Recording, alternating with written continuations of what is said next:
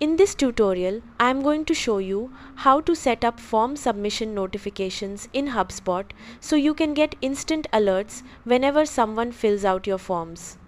Start by heading over to the marketing menu and clicking on Forms. Here, you'll see a list of all your forms. Find the one you want to work with, hover over it and click Edit to open the form editor. Once inside the editor, look to the left sidebar and click on the Options tab. This is where you control what happens after someone submits your form.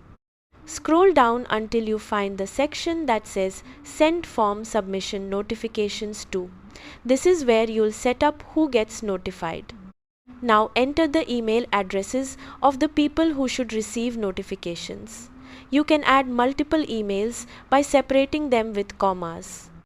This is useful if you want to notify your sales team, support team, or specific individuals. You can also choose more advanced options like notifying the contact owner or sending a notification to an email address submitted through the form itself.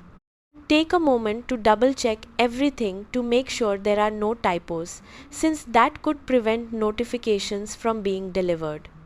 Once you're done, click Save and Publish at the top right to activate your changes. And that's it.